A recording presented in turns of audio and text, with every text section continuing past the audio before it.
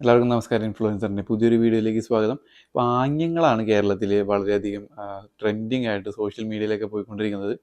പ്രത്യേക തരത്തിലുള്ള ആംഗ്യങ്ങളല്ല, അശ്ലീലപരമായിട്ടുള്ള ആംഗ്യങ്ങളാണ്. തിരുവനന്തപുരത്തെ മേയറെ ഒരു KSRTC ഡ്രൈവർ അശ്ലീലപരമായ ആംഗ്യങ്ങൾ കാണിച്ചു എന്നുള്ളൊരു ആരോപണവും അതിൻ്റെ കൂടെ ഉള്ള ചർച്ചകളും അതിൻ്റെ കേസ് അന്വേഷണമൊക്കെ നടന്നുകൊണ്ടിരിക്കുകയാണ്. അതേപോലെ തന്നെ ബിഗ് ബോസിൽ സിബിൻ എന്നൊരു മത്സരാർത്ഥി, കൂടെ ഉണ്ടായ ഒരു മത്സരാർത്ഥിയെ, ജാസ്മിൻ എന്നൊരു മത്സരാർത്ഥിയെ നടുവിരൽ കൊണ്ടൊരു ആംഗ്യം കാണിച്ചു എന്ന് പറഞ്ഞൊരു പ്രശ്നം ഉണ്ടാകുന്നു. അതിനെ തുടർന്ന് അദ്ദേഹം പുറത്താകുന്നു. അതിനെ തുടർന്ന് പുറത്ത് ഉള്ള കുറേ പണ്ടത്തെ ബിഗ് ബോസിൻ്റെ കണ്ടസ്റ്റൻറ്റുകൾ കുറേ മീറ്റു ആരോപണങ്ങൾ പോലത്തെ ആരോപണങ്ങളും ഏഷ്യാനെറ്റിലെ ക്രൂവിനെതിരെയുള്ള ആരോപണങ്ങളൊക്കെ ആയിട്ട് വരുന്നു. അപ്പം അങ്ങനെ അതും ശക്തമായ രീതിയിൽ സോഷ്യൽ മീഡിയയിൽ കത്തിക്കൊണ്ടിരിക്കുകയാണ്. അപ്പം അങ്ങനെ ആംഗ്യങ്ങളാണ് മെയിനായിട്ട് പോയിക്കൊണ്ടിരിക്കുന്നത്. നമുക്ക് ബിഗ് ബോസിൻ്റെ വിഷയം ആദ്യം പറയാം. ഇപ്പോൾ 2024 സീസൺ 6 ഒരു എപ്പിസോഡ് കണ്ടു കഴിയുന്ന ഒരു പ്രേക്ഷകൻ്റെ തലയുടെ അവസ്ഥ ഏകദേശം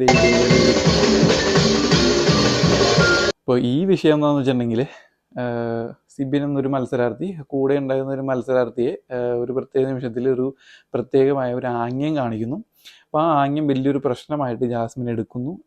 അതിലേക്ക് ബിഗ് ബോസ് പോയി മൂക്കും കുത്തി വീഴുന്നു. ഇപ്പോൾ കുറച്ച് നാളായിട്ട് ബിഗ് ബോസ് ഇങ്ങനെയുള്ള വിഷയങ്ങളിലൊക്കെ പോയി മൂക്കുത്തി വീഴുന്നുണ്ട്. സത്യത്തിൽ ആ ജിൻഡോന് കൊടുത്ത മണ്ടൻ എന്നുള്ളൊരു അവാർഡ് സത്യത്തിൽ ബിഗ് ബോസ് തിരിച്ചു വാങ്ങേണ്ടതാണ്. നിങ്ങളാണ് അതിന് അർഹൻ എന്നാണ് എനിക്കിപ്പോൾ തോന്നുന്നത്.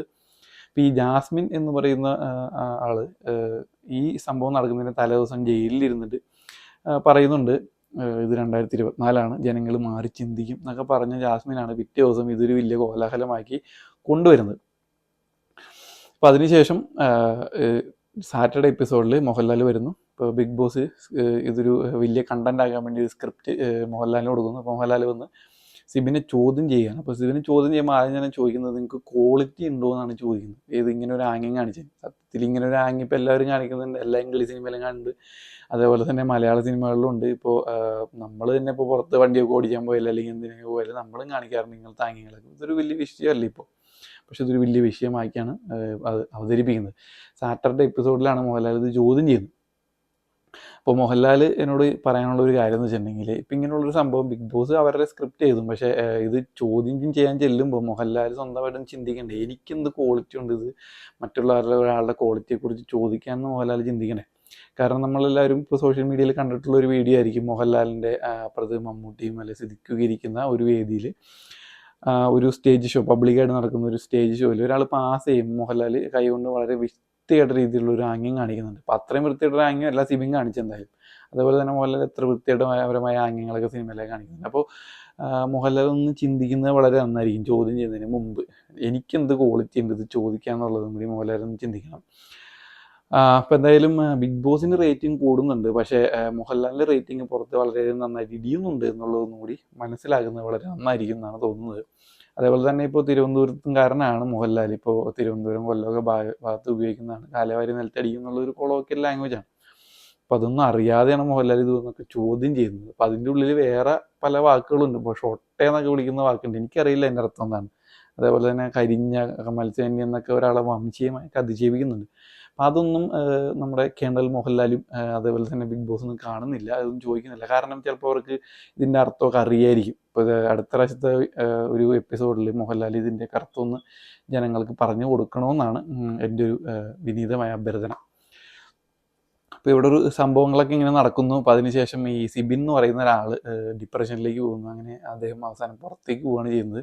ഈ പുറത്ത് വന്നതിന് ശേഷം പണ്ടുണ്ടായിരുന്ന കണ്ടസ്റ്റൻറ്റുകളായ മാരാർ, റിനോഷ്, ജുനൈസ്, അതേപോലെ തന്നെ റോബിനൊക്കെ വന്നിട്ട് ഭയങ്കരമായ സോഷ്യൽ മീഡിയയിൽ ശക്തമായ പ്രതിഷേധമൊക്കെ നടത്തുന്നു. അതിൻ്റെ ഇടയിൽ ഈ മാരാരുടെ ഭാഗത്തു നിന്നും എന്താണ് മീറ്റു ആരോപണങ്ങൾ പോലത്തെ ആരോപണങ്ങളും നിങ്ങൾ അവിടുത്തെ ഏഷ്യാനെറ്റ് ക്രൂക്കെതിരെയൊക്കെ ആരോപണമൊക്കെ നടത്തുന്നുണ്ട്. അപ്പോൾ അതിൻ്റെ എന്തെങ്കിലും ക്ലാരിറ്റി കൊടുക്കില്ലെങ്കിൽ എന്താണ് അതിനകത്ത് നിങ്ങളുടെ അടുത്തുള്ള തെളിവെന്നൊക്കെ ചോദിക്കുമ്പോൾ മറ്റേ ശങ്കരാടിയുടെ പോലത്തെ പരിപാടിയാണ് നടത്തിക്കൊണ്ടിരിക്കുന്നത്.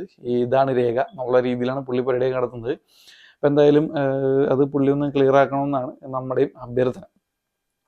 പിന്നെ നമുക്ക് ആ വിഷയങ്ങളൊക്കെ വിട്ടിട്ട് ഇപ്പോൾ തിരുവനന്തപുരത്തെ വിഷയത്തിലേക്ക് വരുവാണെങ്കിൽ, ഇപ്പോൾ മേയർ വളരെ ഡീസൻ്റായിട്ട് എല്ലാ നിയമങ്ങളും പാലിച്ച് ഫാമിലിയോട് കൂടി കാറിൽ പോയിക്കൊണ്ടിരിക്കുന്ന സമയത്ത് വെറുതെ ഒരു ആവശ്യമില്ലാണ്ട് ഒരു KSRTC ഡ്രൈവർ ഒരു മനസ്സുഖത്തിന് വേണ്ടിയിട്ട് ഒരു ആംഗ്യം കാണിക്കുന്നു. അത് കണ്ടപ്പോൾ എനിക്കിഷ്ടപ്പെടില്ല എന്ന് പറഞ്ഞിട്ട് നമ്മുടെ നമ്മുടെ മേയർ വണ്ടിക്ക് വട്ടം വയ്ക്കുന്നു. അതും വളരെ മാന്യമായ രീതിയിൽ നിയമമൊക്കെ പാലിച്ചിട്ടാണ് വണ്ടിക്ക് വട്ടം വെച്ചത്. അങ്ങനെ യാത്രക്കാരുടെ യാത്ര മുടക്കുന്നു. അതൊരു വലിയ കേസാവുന്നു, ചർച്ചയാവുന്നു. ഇപ്പോൾ കേരളത്തിൽ മിക്ക മാധ്യമങ്ങളും സോഷ്യൽ മീഡിയയൊക്കെ ചർച്ച ചെയ്യുന്നതാണ്. അങ്ങനെ അത് പോലീസ് കേസാവുന്നു. അപ്പോൾ മെമ്മറി കാർഡൊക്കെ അന്വേഷിക്കുന്നു, മെമ്മറി കാർഡ് ഇല്ല. എന്തൊക്കെ പാടാണ് നോക്കി. അപ്പം അങ്ങനെ വലിയൊരു പ്രശ്നത്തിലേക്കാണ് പോയിക്കൊണ്ടിരിക്കുന്നത്.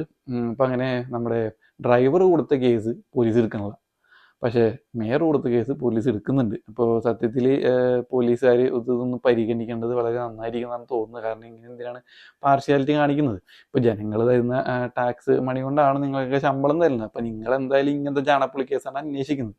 അപ്പോൾ അതിൻ്റെ കൂടെ അയാളുടെ കേസും കൂടി ഒന്ന് അന്വേഷിച്ചു കൊടുക്കും. അയാളുടെ കാര്യമൊന്നുമില്ലല്ലോ, ഒന്ന് ചുമ്മാ അന്വേഷിക്കുന്നത്, എന്തെങ്കിലും കിട്ടിയാലോ. അപ്പോൾ അദ്ദേഹത്തിനോട് ഒരു പരിഗണന കാണിക്കണമെന്നും കൂടിയാണ് നമ്മൾ ഇപ്പോൾ അതിനകത്ത് അപേക്ഷിക്കുന്നത്. ഇപ്പോൾ ഈ മേയറുടെയൊക്കെ കാര്യം പറയുകയാണെങ്കിൽ നമ്മുടെ സ്വപ്ന കുറേ ആരോപണങ്ങൾ ഉന്നയിച്ചപ്പോഴും അല്ലെങ്കിൽ ശശിയുടെ കേസ് ഉണ്ടായപ്പോഴും വളരെ ഘോരഘോരം വാദിക്കുകയും ഇപ്പോൾ എന്താണ് നമ്മുടെ പുരോഗമനമൊക്കെ പറയുന്ന പാർട്ടിക്കാരും അതിൻ്റെ ആൾക്കാരും ഒക്കെയാണ് വരിക. പക്ഷേ ഇങ്ങനെയുള്ള കേസ് വരുമ്പോൾ വലിയ സംഭവമായി ചാടിയിറങ്ങുന്നു പറയുന്നു. ഇപ്പോൾ ഇതിനകത്ത് എന്ന് വെച്ചിട്ടുണ്ടെങ്കിൽ സത്യത്തിൽ ഇടതു മുന്നേറെ ഈ പ്രാവശ്യവും മേയർ രക്ഷിക്കുകയാണ് ചെയ്തത്. ബാക്കിയുള്ള എല്ലാ കേസുകളും ഇപ്പോൾ വൈദ്യുതിയുടെ കേസ് അല്ലെങ്കിൽ ബാക്കിയുള്ള ചർച്ചകളൊക്കെ കാർപ്പറ്റിൻ്റെ അടിയിലേക്ക് പോയിരിക്കുകയാണ് ഇപ്പോൾ നിലവിൽ. ഈ ചർച്ച ഭയങ്കര ഭംഗിയായി നടന്നുകൊണ്ടിരിക്കുകയാണ്. അപ്പോൾ കേരളത്തിലെ ജനങ്ങൾ ഇനി എന്തൊക്കെ കാണണം, ഇതൊക്കെ ഒന്ന് തീർന്നു കിട്ടാനെന്നാണ് എൻ്റെ ഒരു ചിന്ത. പിന്നെ എല്ലാവരും ആംഗ്യങ്ങളൊക്കെ കാണിക്കുന്നതിന് മുമ്പ് വളരെയധികം ശ്രദ്ധിക്കുക. ഇത്രയൊക്കെ പറഞ്ഞുകൊണ്ട് ഞാൻ എൻ്റെ വീഡിയോ അവസാനിപ്പിക്കുകയാണ്. അപ്പോൾ അടുത്ത വീഡിയോ ആയിട്ട് വരുന്നവരെല്ലാവരും ആംഗ്യങ്ങളൊന്നും കാണിക്കാതെ സുരക്ഷിതമായി ഇരിക്കണമെന്ന് അഭ്യർത്ഥിക്കുന്നു. അപ്പോൾ നമുക്കിനി അടുത്തൊരു വീഡിയോ ആയിട്ട് കാണാം. Influencer signing off. ബൈ.